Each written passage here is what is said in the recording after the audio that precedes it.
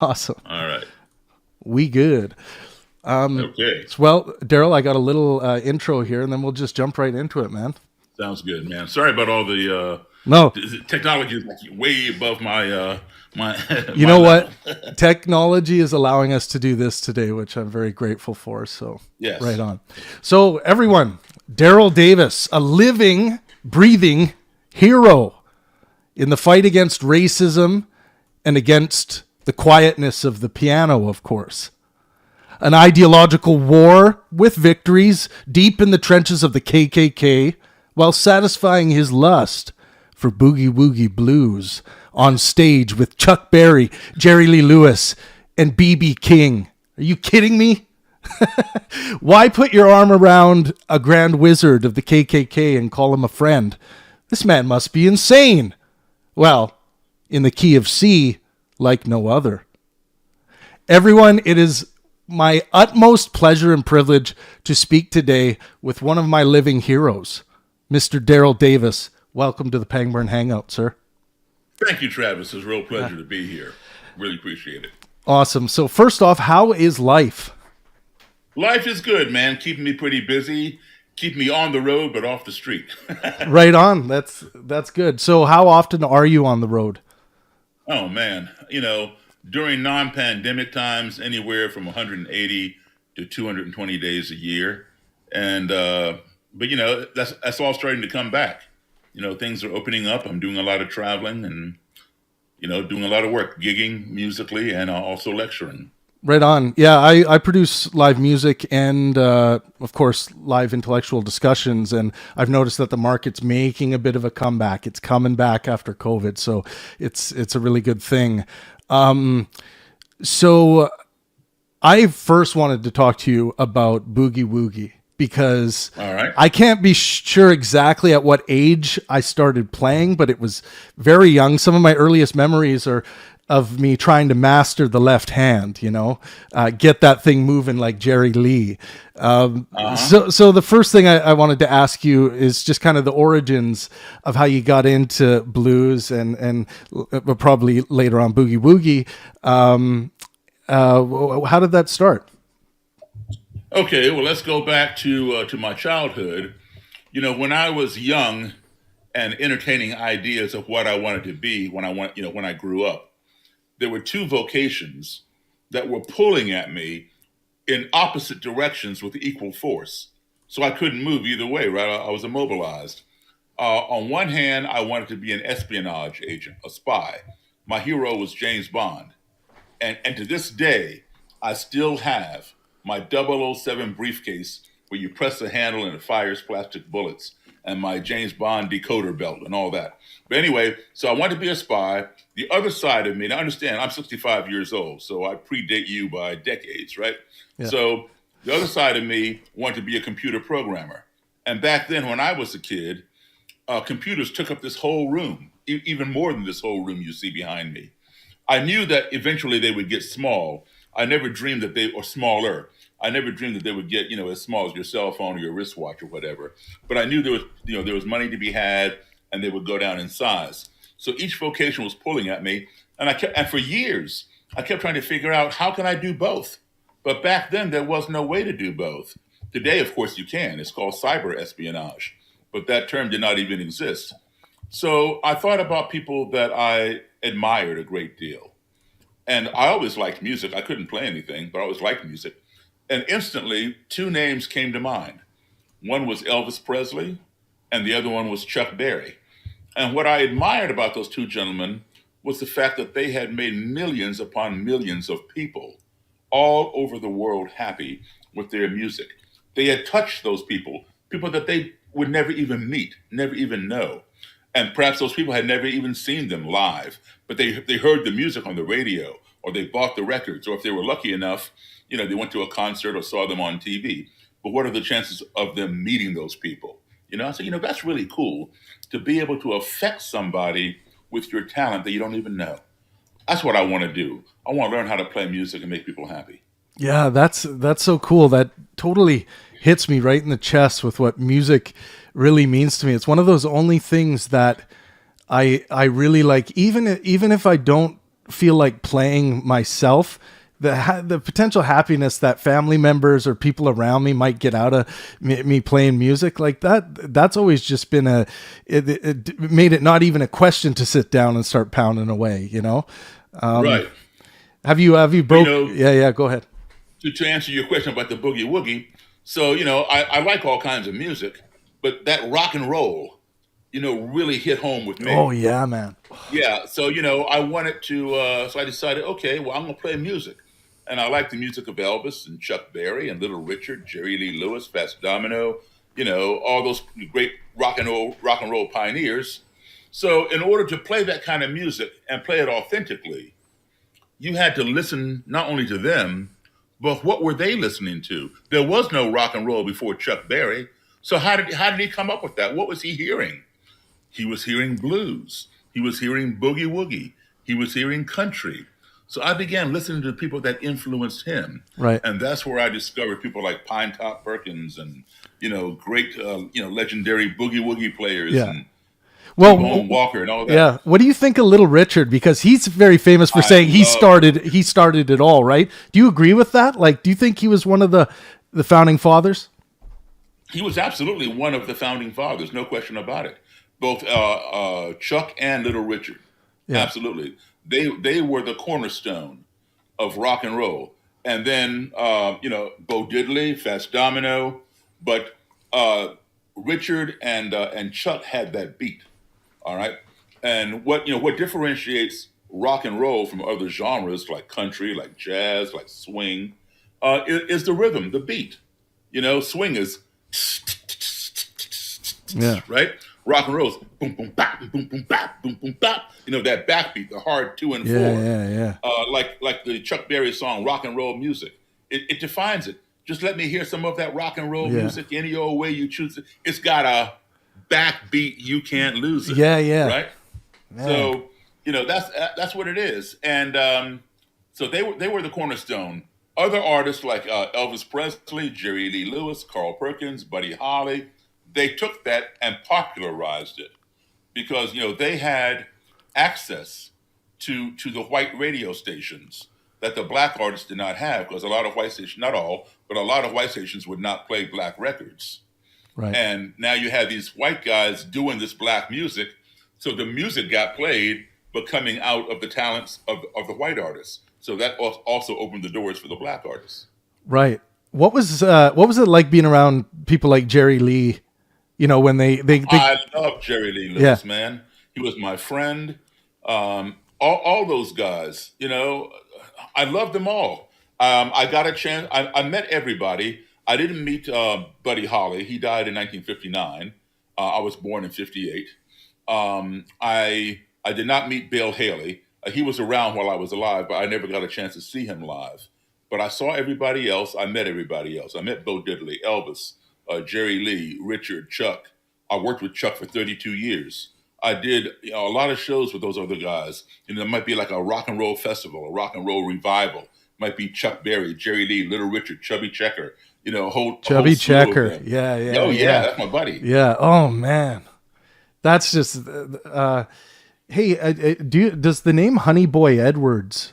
I played with Honey Boy. No Edwards. Way, really? Yes, I did, man. That was, my goodness, man. He was way back in the day of Robert Johnson, my friend, and he's played with Pinetop Perkins too. I did I was the director of a blues camp out in Washington State, and we would bring in different artists. And Honey Boy was one of the oldest living legends at the time, and we brought him in. I was in university doing. I was what was called a resident technician. It allowed me to make a bit of money through the university, working in our university theater when groups would come through. And Honey Boy Edwards was on his last tour, and I think he must have been 96, man.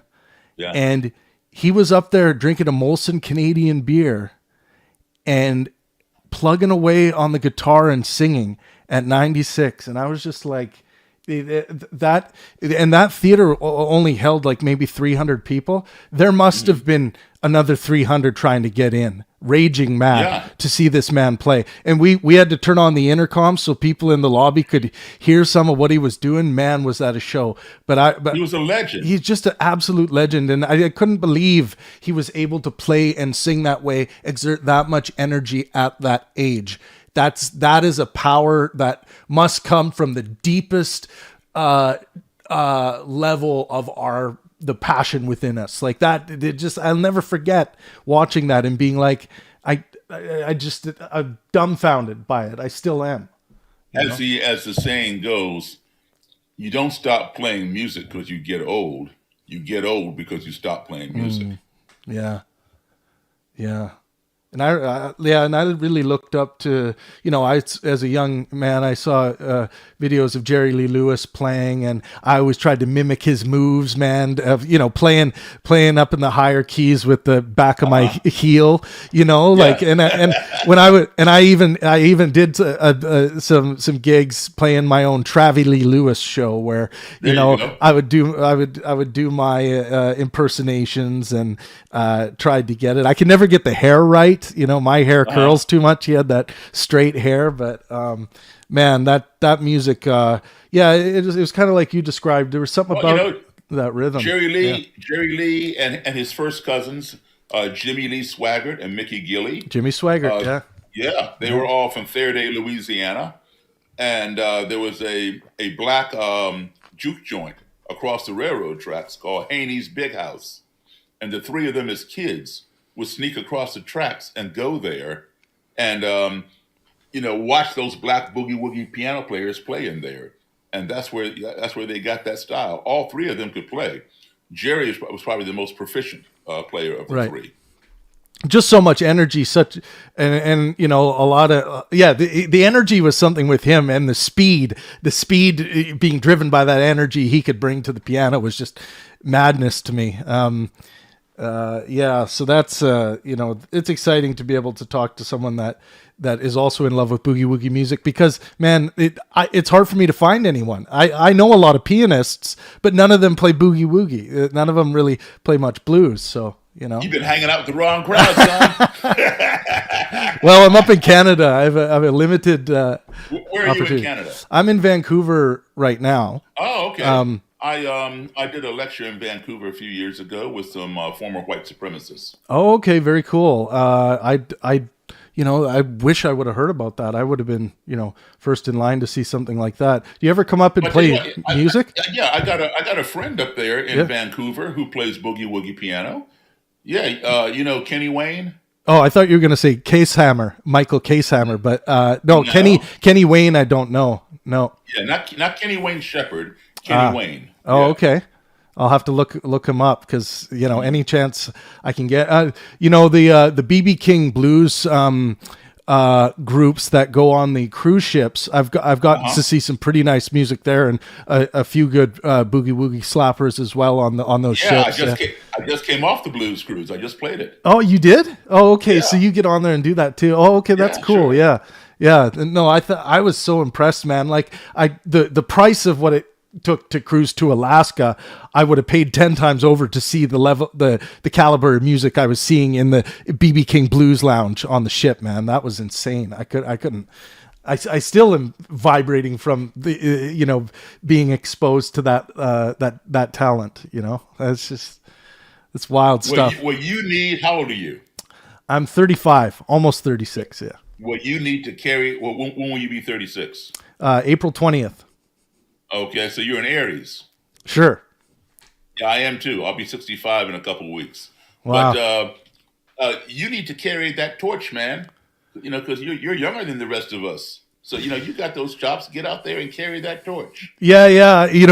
I sometimes feel as though I want to get out there and perform once in a while still. My stuff at what I do philosophically now and through building my community, it kind of eats up every second of my time. But, man, I do feel it, the urge to get out there and make those strings smoke just one night, man. That's all I need. So cool. And have you ever done any gigs in Vancouver or anything? I haven't played in Vancouver. I just spoken there, but I've played in Manitoba, in Winnipeg. I've played all over Ontario, Elliott Lake, Kitchener, Toronto, different places. Well, we got to keep talking because we got to get you up to Vancouver to play some boogie-woogie, because Let's do it. Absolutely. That would be better than fucking awesome. Pardon All my right, French. let's do it. Okay, moving on to the issue of racism. So, in your book, Clandestine Relation, and Relationships, relationships, and in your TED Talk, you outline your amazing journey, and everyone, I think everyone who's going to come to this podcast knows about this, but you outline your amazing journey to battling racism through conversation and friendship, is the way I would describe it, which is, by the way, what I think is the right way to go about this issue. I thought I would just lay out a few points and then hand it over to you and see what you think. So you were a victim of racially motivated hate crimes when you were just a young boy. At the age of 10, you formed a question in your mind: how can you hate me when you don't even know me? At 10. And this motivated you to collect and read books that relate to the issue of racism to gain a better understanding. These didn't provide you an answer to your question, at least one that satisfied you.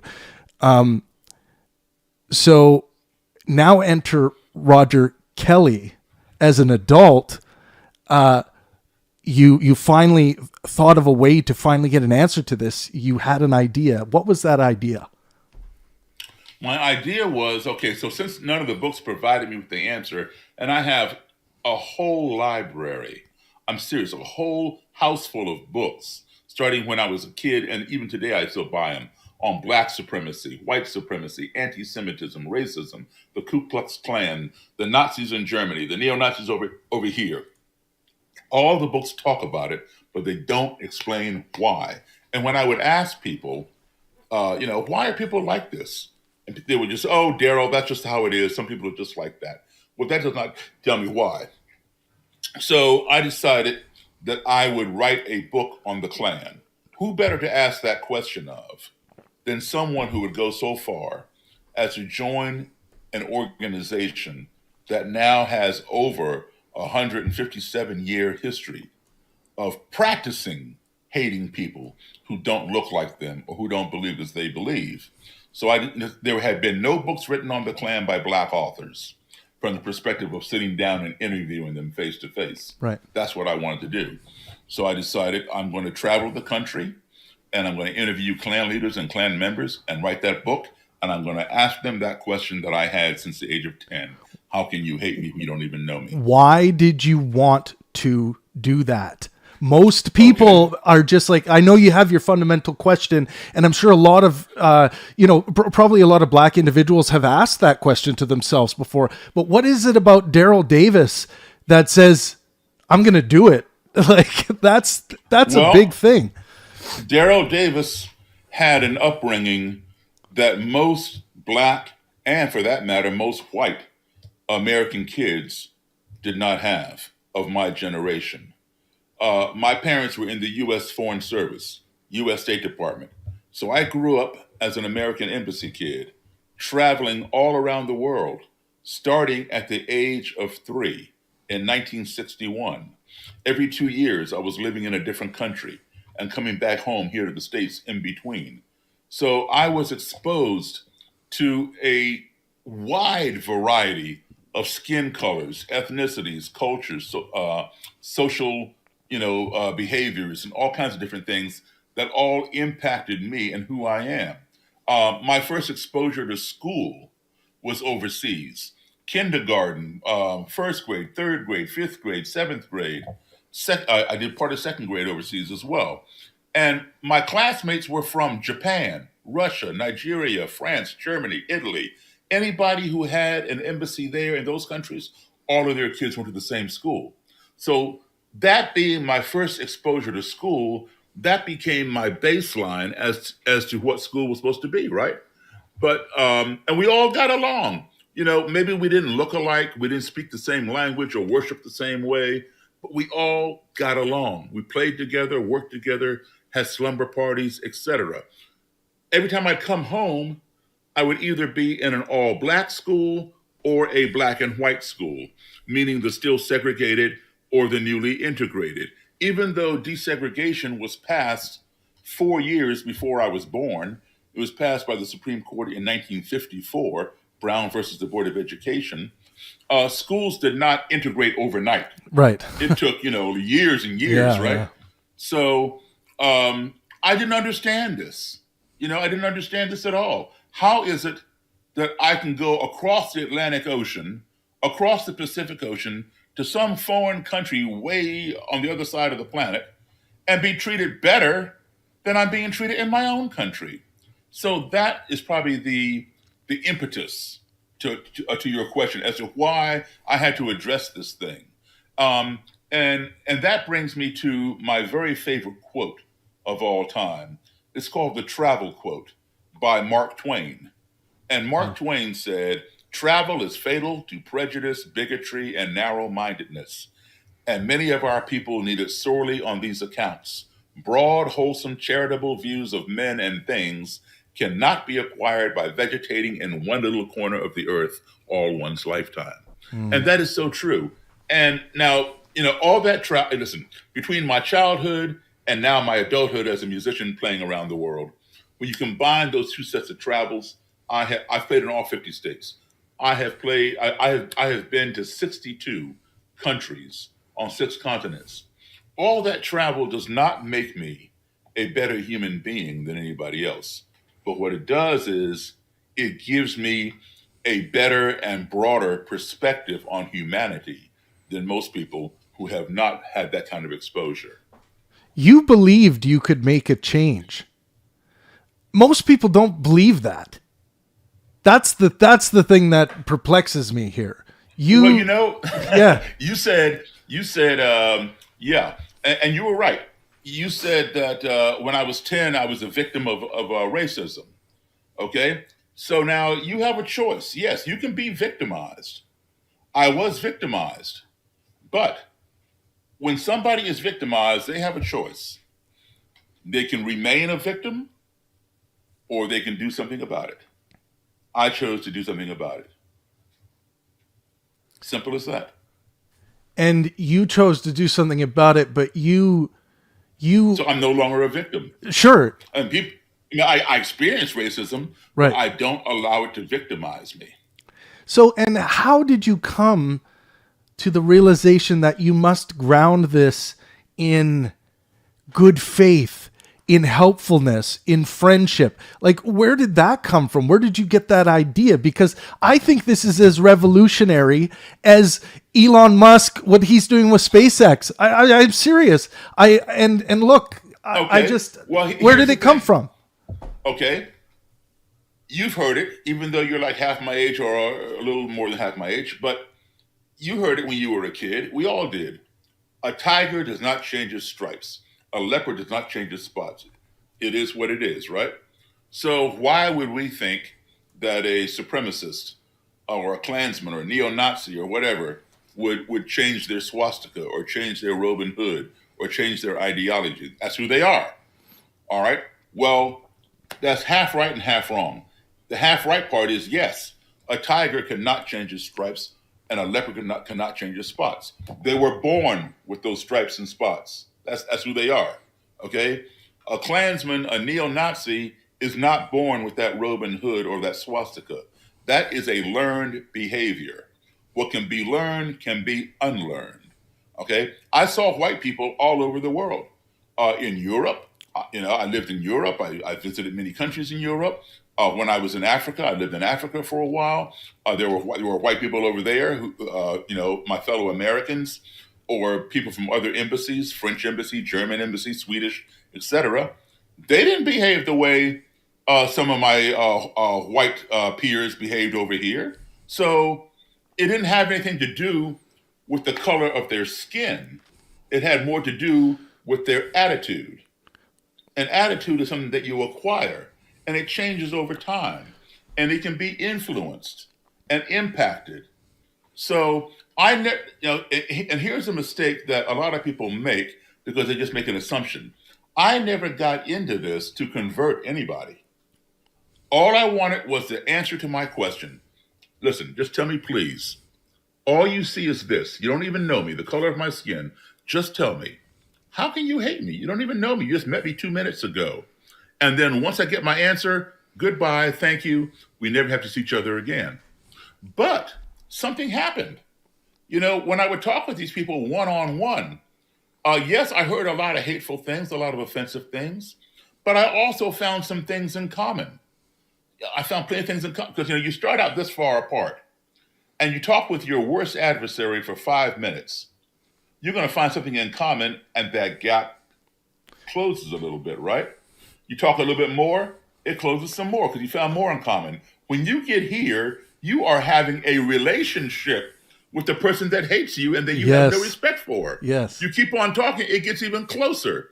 When you get here, you're having a friendship. You may not agree on everything, but when you get here, you have found so much in common that the trivial things you have in contrast, such as whether you go to like skin color or whether you go to a church, a synagogue, a mosque, or a temple, begin to matter less and less.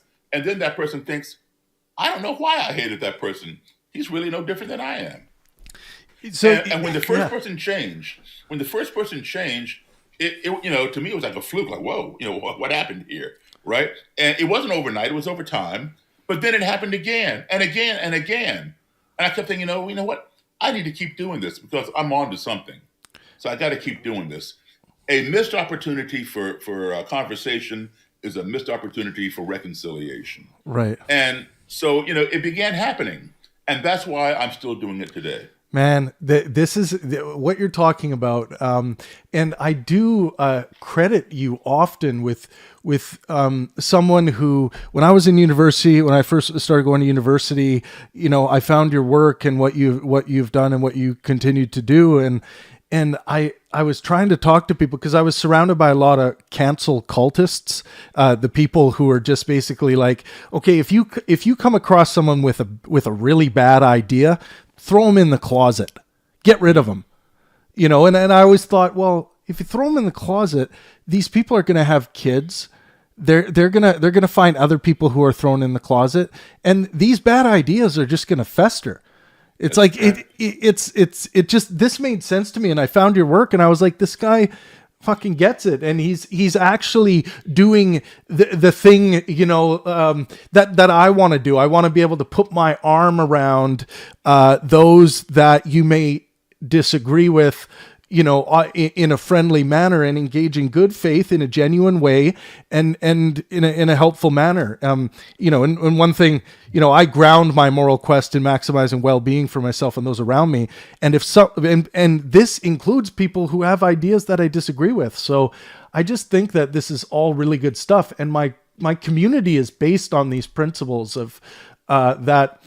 Everyone's welcome regardless of what your ideas are, because the way I see it, people's ideas change like the wind, and it doesn't matter how dogmatically committed to them they seem. Like, I've seen people who were dogmatic Christians, a month later, when it couldn't possibly be the case that their belief was wrong, a month later they come back and they're like, you know what, I've deconverted. And it's just, I see this happen all the time. It's not like I do too. Yeah, and you went into you made a point. Yeah. You probably didn't even realize, but you made a point, and you defined the way that we should be. And this is not the way these counterculturists or countercultists behave. You said, okay, they want to, throw them in a closet and get rid of them because it's a bad idea.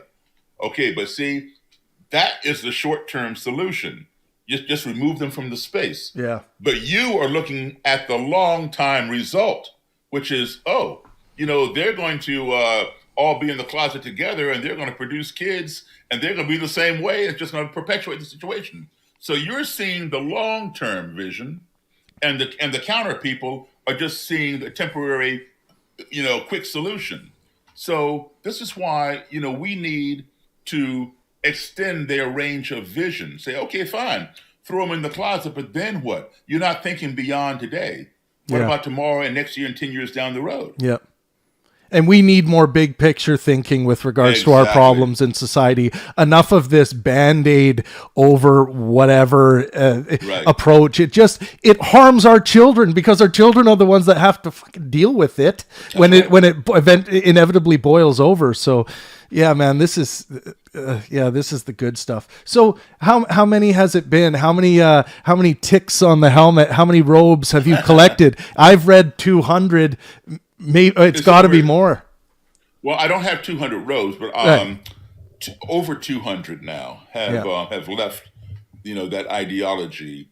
I've been the impetus for them to leave the ideology. I don't want to say that I converted them, but I was the impetus for them to convert themselves. I probably, at this present time, I haven't counted recently, but I have probably, I'd say 58 to 65 robes and hoods.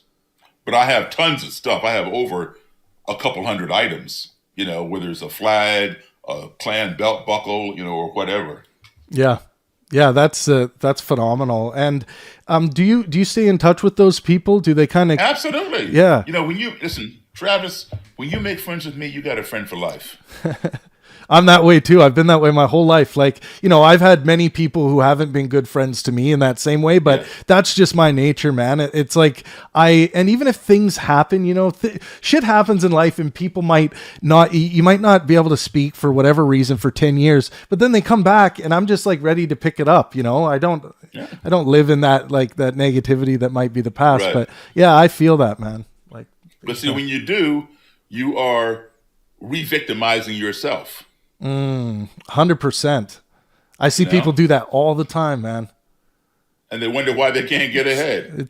It's a bug and not a feature. A lot of people think it's a feature because they're in kind of this suffering avoidance calculus where they're like, well, that happened to me then. I'm going to apply that to my future relationships and make sure it doesn't happen. Then all of a sudden they've narrowed their range of who can be friends with, and then they can't find any friends, and then all of a sudden no one's being friendly back to them. It's this nasty thing. Isn't that what was the German philosopher's name? A lot of them. Herman Niemöller. Oh yeah. Who said, first they came for the trade unionists and I didn't speak up. Then they came for the Catholics and I didn't speak up, and so forth. And on. And then finally they came for me and there was no one to speak up. That's because they narrowed their thing. Yeah, man. We can find so many examples in history of this. So these conversations with these people that you, quote unquote, converted, whatever, the way we want to put it. How do those conversations go? Take me through a little bit of how you come. I want to get to the art of the conversation. Okay, well, a white supremacist or a black supremacist for that matter, are not stamped out of a standard cookie cutter. They come into that ideology from different routes in their life, different avenues. Sometimes it's because my grandfather was in the Klan. My father was in the Klan. I'm in the Klan, so my kids are going to be in the Klan. It's a family tradition passed down.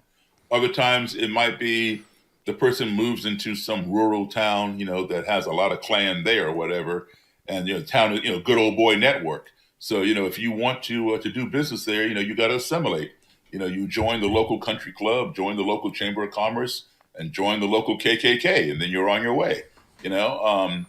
Other times it might be an economic thing where, you've lost your job because the company laid you off and replaced you with somebody who just came here from another country, legally or illegally, but they know they can pay that person this much money to do the job that you were doing, and you were getting paid that much money. And so the Klan will come into a town like that and say, hey, the blacks have the NAACP, the Jews have the ADL. Nobody stands up for the white man but the Ku Klux Klan. Your job's not gone, but you're gone. Come join us. We'll get your job back. Yeah. And people who were not even racist to begin with. They've been working for these companies for years and making money and paying their bills. And now they're out of work. The bank is knocking on their door for the mortgage. And it's like, well, hey, I guess they're right. My job is still there, but somebody else is doing it. Well, what do I have to lose? Sign me up. Let's see if they can get my job back. So depending upon how they come into that ideology may determine how I approach them and what kind of questions I ask. But generally, I ask, what they're into, what are their hobbies, what do you like? Just general conversation. Oh, you like James Bond? Well, yeah, I like James Bond too. You prefer Sean Connery or Roger Moore or Daniel Craig or whoever, you know? You find things that are general. Like, for example, you believe that we need to get drugs off the street. You believe that we need better education for kids. Well, guess what? So do some of them. So, you work on things that you might have in common. And then you narrow that gap, and then you start getting into the particulars. So what brought you into the Klan? Oh, well, some black guy broke into my house and stole a bunch of stuff. Okay, well, fine. Some white guy could have broken into your house too and done the same thing. Right. So Yeah. it could be any kind of crazy reason. Yeah. And you mentioned education there, and through this dialectic you're engaging in, you're part of the education, and part of like not even reminding for some people, just for the first time they're hearing like some kind of logical challenge where they're like, well, that could have been a white guy. Right. Oh, well, they don't challenge each other like that in these kind of like cult-like groups that have very much this in-group behavior and analysis of things, and anything from the outside is just, that's an outsider. We're not going to deal with that. I'll give you an example of something. And I've heard this a million times, so I'll composite it for you, because I've been doing this now for like 41 years. Yeah. And I'll say, how can you hate me? And one of them will say, well, Mr. Davis, you have to understand something. Black people are prone to crime. And this is evidenced by the fact that there are more black people in prison than white people. Well, what this Klan leader is saying is 100% absolutely true. Right. In this country, there are more blacks in prison than white people. The data and the statistics will indicate that. And that's all they need to reinforce their narrative, is that data. Right. But they don't bother to look beyond the data. Why does the data say that? The data just reports what's in there. It doesn't say why they're in there, right? Mm-hmm. And then they'll go ahead, and say, blacks are inherently lazy, that we don't want to work. We prefer to scam the government welfare system. We always have our hand out for a freebie, Now, in reality, in this country, yes, there are more blacks in prison than whites, and the data does indicate that, but they don't bother to go back and check and see, is there an imbalance in our judicial system that sends more blacks to prison than whites who have committed the same crime? In this country, there are more whites on welfare than blacks, because there are more whites in this country, all right? And then the guy will tell me, black people are born with a smaller brain than white people. And see, you have to understand, the larger the brain, the more capacity for intelligence. The smaller the brain, the lower the IQ. And this is evidence, he tells me, by the fact that every year, black high school students score lower on the SATs, the Scholastic Aptitude Tests, than white kids. Again, he is 100% correct. Yeah. Overall, black kids do score lower than white kids on the SATs. All right, the data shows that. The statistics show that. So that's all he needs to reinforce what he believes. But he doesn't bother to look. Where do most black kids in the United States go to school? In the inner city. Yeah. Where do most white kids go to school? In the suburbs. It's a well-known fact, not an opinion. Inner city schools are not as good as suburban schools. They don't have the funding. They don't have this, that, and the other. Black kids who go to school in the suburbs can score just as high, if not higher, than some of the white kids. White kids who go to school in the inner city can score just as low. Some will score lower than some of the black kids. It has absolutely nothing to do with the color of the student's skin or the size of the student's brain, but it has everything to do with the educational system in which that student is enrolled. Yeah. But see, they don't bother to look into that because, the data reinforces what they already think. Right. So here's what happens. All right. So I just sit back and listen to somebody who's only walked into my room and hasn't known me for more than 5 minutes is already calling me a criminal based on my skin color, telling me that I'm lazy and I'm on welfare and that my brain is small, so I'm dumb. So is what the guy's saying offensive? Yes, it's offensive. Am I offended? Absolutely not. And you know why? Because I know who I am. If I'm offended by it, then I become the victim. I know who I am. He doesn't know me. So why should I allow him to define me by telling an untruth? If Yeah. my mother and father were to say, Daryl, we think you're prone to crime. You're kind of acting kind of shady. Or Daryl, you're lazy. You don't clean up your room and so forth and so on. And you know what? You're kind of dumb. Maybe I would believe them because they brought me into this world and they raised me. But not somebody who walks in my room and all they see is the color of my skin and they're telling me I'm a Yeah. criminal and I'm lazy and I'm dumb. Okay? Why should I believe that? I know who I am. If you don't know who you are, you got no business going into the room with those people because they will tell you who you are and you will walk out believing them. I get a and sense. Re-victimize yourself. Yeah. I get a sense that you've kind of always understood the humor of this. Yeah. Like once you started working on your projects and your book and stuff, like all of that stuff that you're saying, like if someone makes these vast generalizations about someone just based on the color of their skin, like that is comedic gold. Like when I was young, and I understand this could be offensive, but that just seems like the stupidest thing someone would do. And it's like stupid in like a slapstick thinking way. Like it's just like, it's like slapstick thinking or something. It just, you make correlation, causation, fallacy, Right. and like all that stuff that comes with it. It's just, there's something very funny about it, but also on the other hand, of course, to people who are offended, who do feel offended and they feel hurt by it, it's also carries a lot of weight. Yes. Now, and then here's what happens. Okay. I listen. So, when the person first comes in the room and they see me or see somebody who looks like me, automatically their defenses go up because I am the enemy. And there's nothing I can say to them when they're in this frame of mind. Their ears are plugged to anything I have to say. They know the truth. I'm the inferior one. They're the superior one. And, I have nothing to offer them. They're going to tell me how it is. So it's no point even arguing with somebody in that frame of mind. Just let them get it all out. But see, they're used to pushing people's buttons. And then when they push somebody's buttons, that person's going to fight back. Let your emotions get carried away, Yeah. and you punch back. And then the whole conversation devolves and then it's over, right?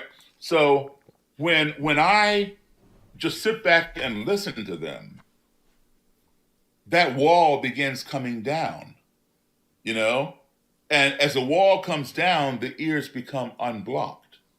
So by the time they finish, exhausting all their vitriol on me, they're all the way down and their ears are wide open because they're wondering, why the hell isn't this guy pushing back? Yeah, they look back at you and they see that you're still listening. Yeah, exactly. You got anything? They want to know why. Yeah. So now they are receptive to what I have to say. Yeah. And that's when I began explaining what's behind the data. And then here's what happens, Travis. They don't change right then and there. They hear what I'm saying. Because if I said that, it's now my turn to speak. Because, they finished talking and telling me who I am. Right? So now they want to know how come I didn't push back on them. Right? I could go on the offense and say, no, you are the criminal. You're the one hanging black men from trees and bombing black churches and dragging them like every other person does, almost everyone. Exactly. Yeah. Okay. And guess what? Every other person is 100% correct. But if I did that, that wall would go right back up. Those ears would plug up and they wouldn't hear a word I have to say. I want those ears to remain open. I want their wall to remain down. Okay. So just so I can plant a seed, just impart some facts. So I tell them behind the data what happens. I don't attack them. I just defend my position. So then when they go home, just like you will tonight or any other time, at the end of the day, you reflect upon what you did during the day. And then they'll be thinking, man, I just had a 3-hour conversation with a black guy, and we didn't even come to blows. Yeah, we got a little loud here and there, but, we didn't even, yell at each other and try to beat each other up. And then they start thinking about some of the things I said, what that Daryl guy said is true. Oh, but he's black. But what he said made sense. Oh, but he's black. So they're having a cognitive dissonance, and that's a struggle. That's a dilemma. It's very uncomfortable when that goes on. So it goes on for a while and it stresses them out. And so then they have to choose a path. Do they disregard the fact that I'm black and believe the truth because I gave it, because it's true, regardless of whether it came from a black person or not, and now they have to change their ideological direction? Or do they consider my skin color and keep living a lie just because I'm black and they know it's true? That's their dilemma. Yeah. And that's how they end up converting themselves. Yeah, and it's so amazing. My mind is racing with all these instances I've had of the same thing. I speak to a lot of theists. You know, I'm an atheist currently, and I don't believe in the existence of any gods. I'm not convinced, but I've seen a lot of theists go through this, and atheists too, where they say, oh yeah, he did make some sense there, but he's an atheist. I can't forget that. It's like, oh, but he also made some sense when he started arguing about that. Oh, but he's an atheist, or vice versa, right? There's a lot of similarities, Right. and I think what you're talking about That's cognitive dissonance. Yeah, exactly, cognitive dissonance. Yeah, that's exactly what it is. And I think and I hope that people hear what you say and they hear these examples and they will engage in some of these skills of listening, being and not just like acting as though you're listening, but genuinely listening to what this person has to say, because I think people will also catch on if you're kind of just play acting as though you're like this person that's interested in what they have to say, but then you don't respond to anything that they've actually said, or the active listening versus having your eyes taped open. Right. Yeah. Well, and I wanted to ask you the role of the internet. So when the internet started rolling out, do you think that had a positive impact? That is to say, we were seeing more like members of the KKK finding more information that contradicted their belief systems, or do you think it was kind of neutral or negative impact? What do you think? Oh, well, it depends. You can find whatever you want on the internet. Yeah. It can be a good thing. It can be a bad thing. It's like fire.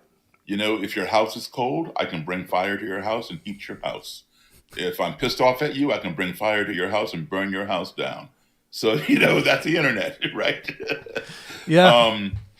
But, the internet, is a good tool, just like anything else, just like a gun. In the wrong hands, it can do a lot of damage. Mm-hmm. One thing I think about is like, imagine, okay, you're a child growing up in a, let's say, white supremacist or KKK household, and you have some time on the internet, you might be able to stumble upon some other ideas that may contradict, where, in such a closed household that maybe really controls the information that the children have access to, they might, stumble upon some information more easily with the internet. But also, there is the other side of that where, I think down the wrong rabbit hole. We see people go down the wrong rabbit hole. So but I think ultimately, as part of what you say in your TED Talk and in your book, education is the antidote here. That's right. That's right. Because, listen, we all are ignorant, and I don't use the term ignorant in a derogatory context. I use it in the term of being unknowing, unaware. All right. We all are ignorant about certain things. I'm not a mechanic. I cannot fix my car. I'm ignorant as to how those things work. I am so ignorant to car mechanics as well, man. It's just, I'm lost. I can go to school and learn it. Yeah. But, it doesn't really interest me. So I go to an expert. Now, you want to talk about boogie-woogie? Come to me. I can talk about that.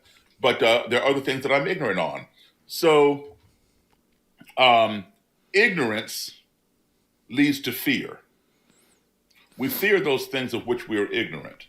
I would never get out here and take apart my engine of my car because I'd be afraid I can't put it back together, right? And then my car is shot. Right. So ignorance leads to fear.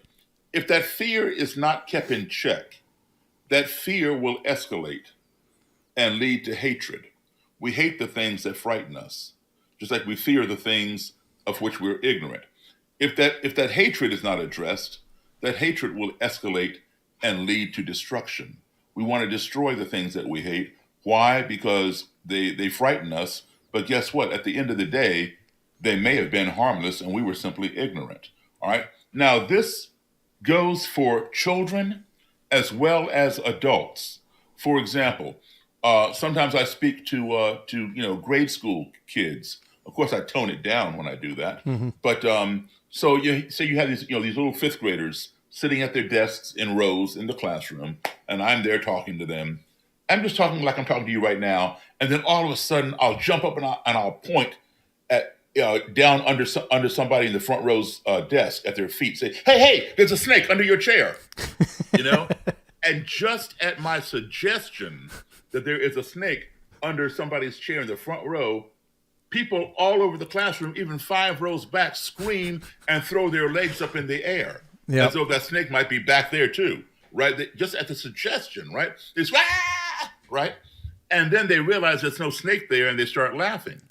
And so then I asked them, why were you screaming? Why, were you getting all bent out of shape? Oh, I'm afraid of snakes. I hate snakes. There's your fear. There's your hate. I'm afraid of snakes. Fear. I hate snakes. There's your hate. Well, why do you hate snakes? Oh, well, they're slimy and they're poisonous. There's your ignorance. If you've ever touched a snake, it's not slimy. It's dry. Not all snakes are poisonous. That's your ignorance. So now, ignorance leads to fear. Fear leads to hatred. Now I say to them, okay, obviously there's no snake under your chair or under your desk. But let's just say there really was a snake under your desk, near your feet. What would you want me to do about it? Do you know what these 5th graders say? Kill it. There's your destruction. And these are little 5th graders. Yeah. Okay? So it goes from childhood to adulthood. So the lesson here maybe is we shouldn't fear what we are ignorant of. Why not try to learn about it? Okay? Right. We spend too much time. Okay, here is the ignorance. All right? You don't address it, it escalates into fear because we fear that of which we're ignorant. You don't keep that fear in check, that escalates into hatred. We hate the things that frighten us. You go to somebody, take them to the carnival, to the fair. Hey, you want to go on the roller coaster? Oh, no, man, I hate roller coasters. Why? Because they scare the hell out of me, okay? They hate them because it scares them. The fear leads to hatred, right? So then you say, you don't keep that hatred in check. People start getting angry at the things they hate, and they want to destroy them, all right?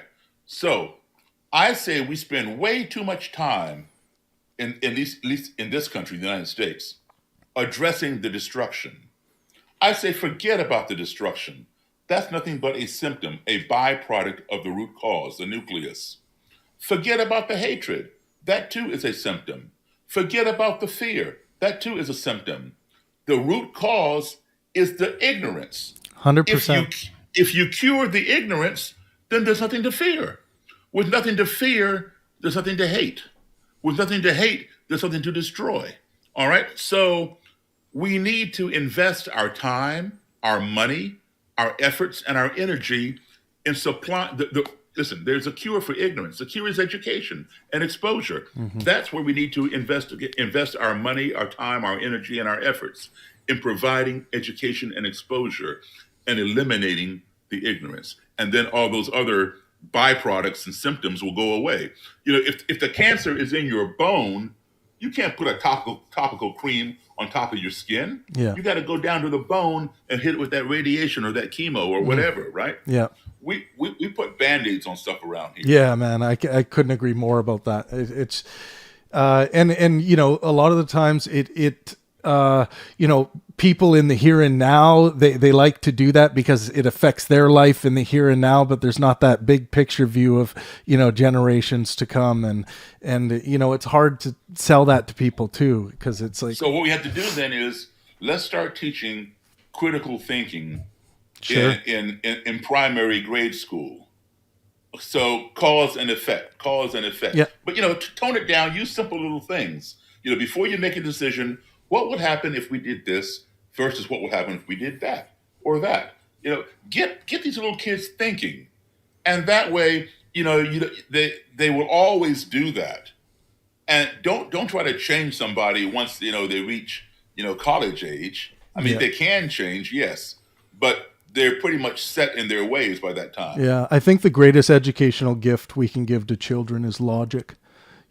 Yes. Logic is at the base of so many systems that we abstract from, systems that are built on the backs of logic. So I do think that there is, with a lot of these ideologies that people fall into, if they had a solid foundation in logic, I think a lot of people would first, they wouldn't be there in the first place, but if they did find themselves there and they engaged in some moments of reflection, they would start seeing the logical fallaciousness of some of their beliefs and really be able to find themselves out.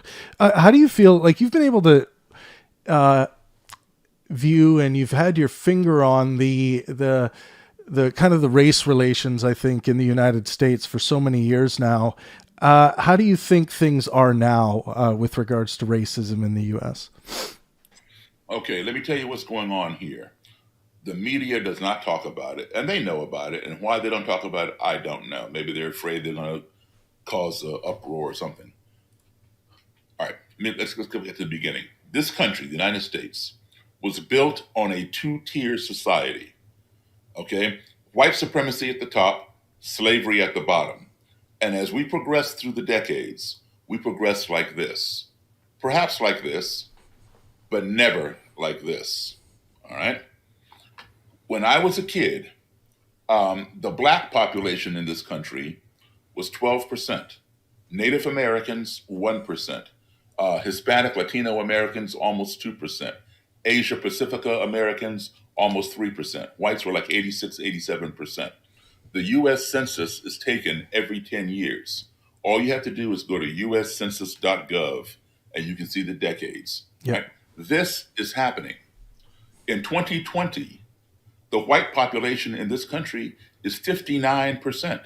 59%. Okay? Blacks remain at 12. We're like 12.9, so they say 13%. Native Americans haven't grown either. They're still at 1%.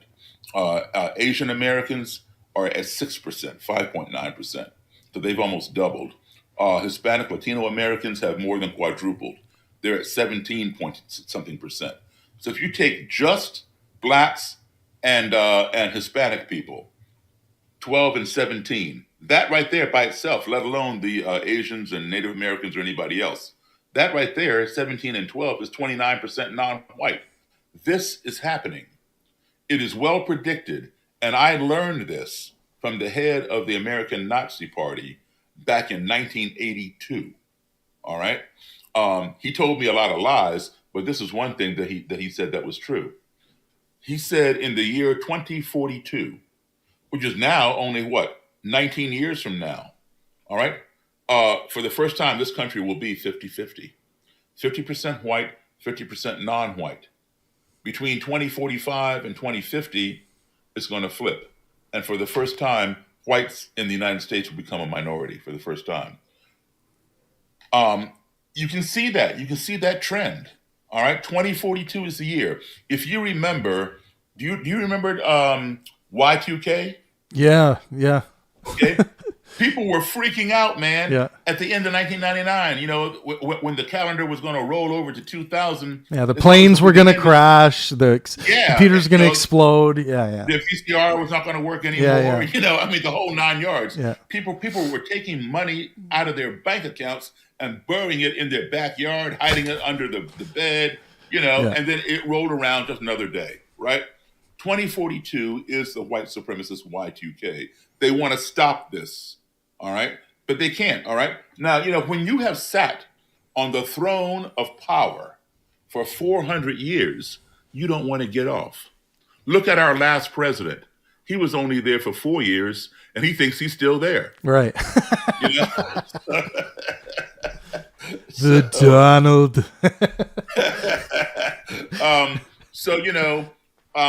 They are trying to stop this. And what the white supremacists tell me, Proud Boys, alt-right, Klan, neo-Nazi, the whole 9 yards.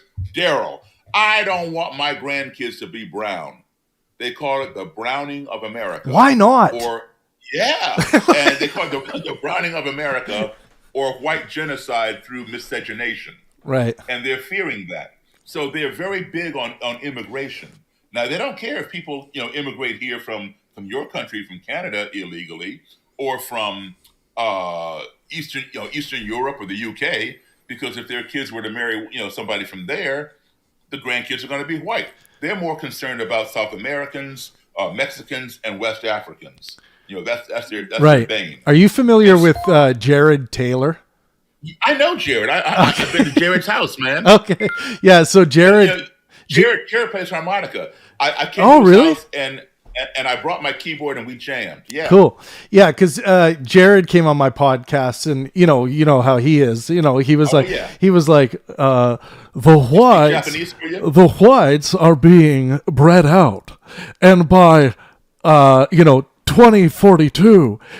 We are gonna start, and he brought that up, right? And he was just like, and then my question to him after all this, and it was almost like he expected me to be like, oh no, well this is no good.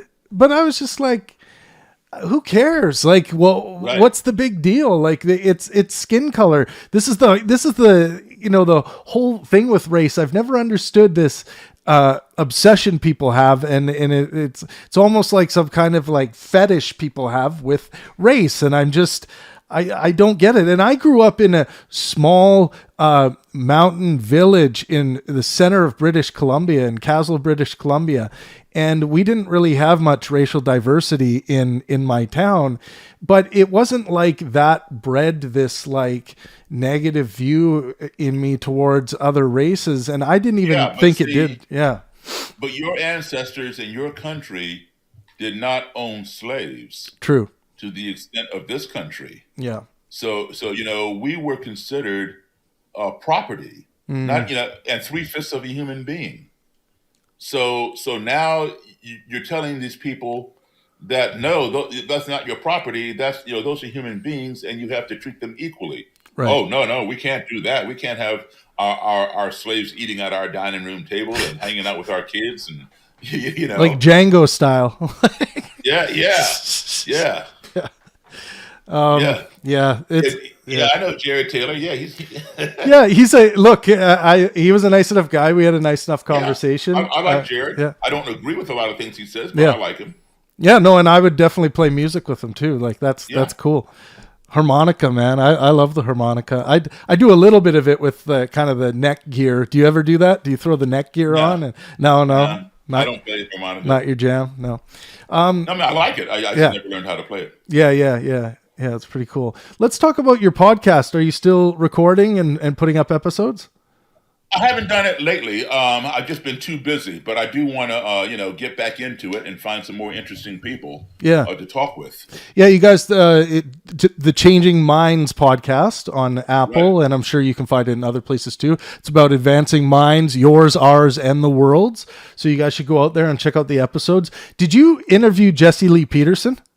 I sure did. Yeah, I talked to Jesse Lee on my podcast too. Yeah. And he interviewed me about 3 weeks ago. Oh, really? Oh, okay, cool. Yeah. Nice. Yeah.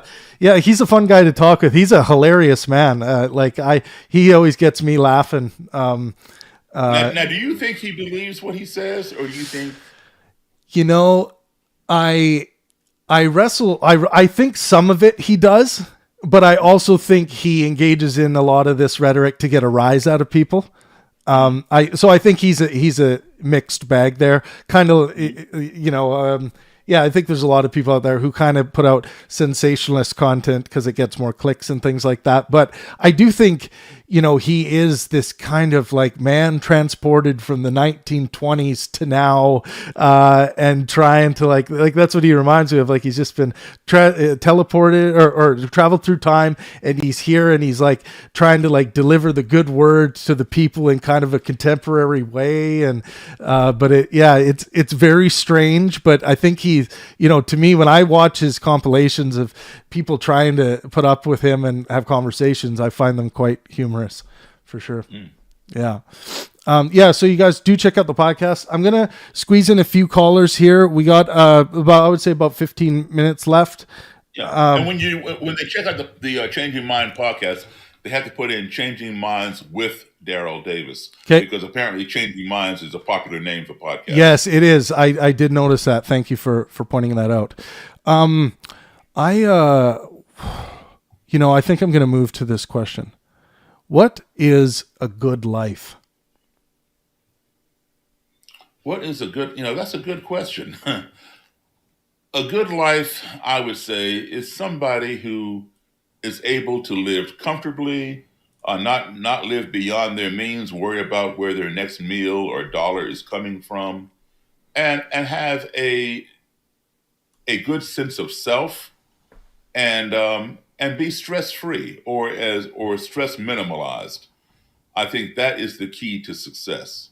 Not having billions of dollars necessarily and all the headaches that go with it, or not having any money at all and having to knock on doors for food or rob 7-Eleven or someplace like that. I think to be able to be comfortable, have friends who love you. That's key too. Man, it's so weird when you talk, and I know it's because I've listened to you so much, and I do think in so many ways that were not always so obvious to me that I think and I conceptualize life in very much the same way that you do, and it sometimes feels like it's my own mind speaking through Daryl Davis, but. That's just fascinating to me. I'm going to take a caller here. Brett is one of our broadcasters here at Pangburn. Brett, you are live now with Mr. Daryl Davis. Hey, can you guys hear me okay? You bet. Hey, Brett, how you doing, man? I'm doing really good, Daryl. If my connection's bad, just let me know and I'll go to the chat. First off, really big fan of your work. I think you have the overall essence, as I would call it, that people need to have, seeing the heart of humans versus anything else. Trav, I'm not sure if you saw my question on Discord, but my question is essentially around, how do I word this? I'm really interested in understanding the why, where humans separate and not just tribalize, but, where hate comes from. And so I guess my question to you, my friend, is why do you think, besides, just our desire to get into groups, why do you think it is that humans have such a hard time seeing the humanity in other persons? I don't know if that's worded right, but take that as you will, because anything you say, I'm sure is going to be great. Okay, that's an excellent question, Brett. And the way that I would answer it, and this is just my opinion based on my life and what I have experienced. Most people in my country, and perhaps in some other countries as well. Sorry, Brett, can you mute, buddy? Thanks. We're getting a lot of noise there. Thank you. Okay. So a lot of people don't have the benefit of travel or of exposure to diversity. I don't tribalize. Yes, you look at me, what am I? I'm black. Okay, fine. But I identify with everybody because that's what I was exposed to as a little kid, based upon, my father's job, living in different countries, going to international schools. I was around kids all day long from different countries. So where was my tribe? Everybody was my tribe. So I think, if you don't have that at an early age, then some people tend to self-segregate. It doesn't necessarily mean that they're racist, but people tend to feel more comfortable around familiarity, things, that they can relate to. Like, for example, if somebody put out a poster on a public, street sign or something for a party this weekend, everybody's welcome. Bring your own booze, whatever. Formal attire. Well, most everybody there is going to be in formal attire. Say, suit and tie or tuxedo or gown, whatever. But one guy didn't read the fine print that said formal attire, and he shows up in leather and chains. His biker outfit, and comes in on his Harley. So now he sticks out in the crowd, but he's there. And then, half an hour later, some other biker shows up from another bike club, another biker gang. And he's like mystified, like, wow, all these people in, gowns and tuxedos. He sees the rival biker over there on the other side of the room who dresses just like him. Even though that guy is from a different bike club, he's going to go over there, even though he doesn't know that guy, because he feels familiarity. And so perhaps the key to it is, at a young age, begin exposing people or kids to more variety rather than just, International Day, one day a year or something. If you have dolls for your kids, G.I. Joes and Barbie dolls or whatever, get a whole collection of them of different, ethnicities, different skin colors, etc. Let them play with them all. Let them, especially if you're in a rural area where there are not human beings that don't look like you. Because, when we find even in a diverse city, you go to a school, a college, or a company, corporation that has diverse employees and students. These people may work together on the same project. They might even share the same cubicle. But what happens at 12 noon? They go downstairs to the cafeteria for lunch. And what happens? They self-segregate. Blacks sit with blacks. Hispanics sit with Hispanics. This group sits with the same group. All right. Now, if you try to go over to one of those other tables and somebody says, hey, no, we don't want you here. Go back to your table. There's a problem and it needs to be addressed. But I would say once or twice a week, get up from your comfort group at lunch in the cafeteria and walk across the cafeteria and sit at somebody else's table, because you have a lot to learn from them and you have a lot to teach them. And in the process, I'll guarantee you'll probably make a new friend. And this is what we need. Let's break away from those, familiar chains that are holding us into this narrow space, and let's broaden our horizons, because the world is becoming more and more diverse and you cannot stop it. So you might as well join it. Welcome to the 21st century. Welcome to the 21st century. And ending on the note of everybody is my tribe. That's just a beautiful, beautiful message, Daryl. It's so great that you came on and shared your time with us today. I would love to rip the piano with you someday and get you up to Vancouver to play some music. And I just can't tell you enough how important I think your work has been throughout your career to so many people. And it definitely did change my life and allowed me to upgrade my software. So, sir, thank you very much for everything you've done. Thank you so much. And I hope that, we can consider this to be part one, and one day we'll do a part two. 100%. Thank you so much, sir. My pleasure. Thank you. Yeah. Everyone, Daryl Davis. Woohoo! That was thank you, Brett. Yeah, thanks, Brett. That was just one of the greatest thrills of my life. It's why I do what I do, to get into conversations like this. And Daryl Davis, as far as I'm concerned, he's a true living hero of intellectual discourse. He knows how to go about the war of ideas in the right way. Starting off,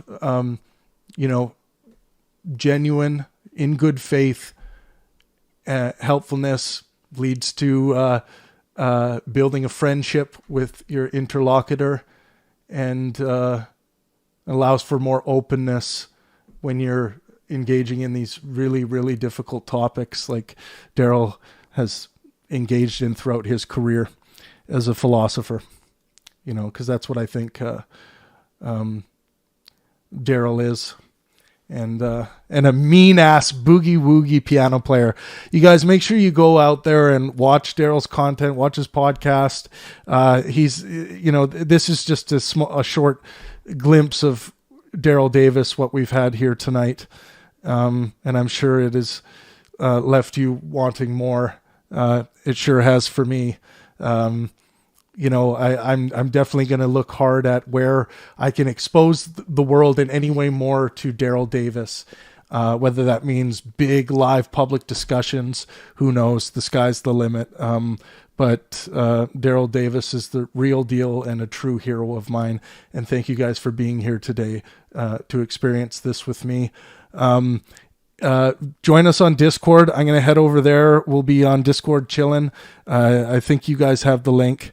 Those of you on YouTube who joined us, thank you so much. And we'll catch you next time. This has been Travis Pangburn on the Pangburn Hangout, and I love you all.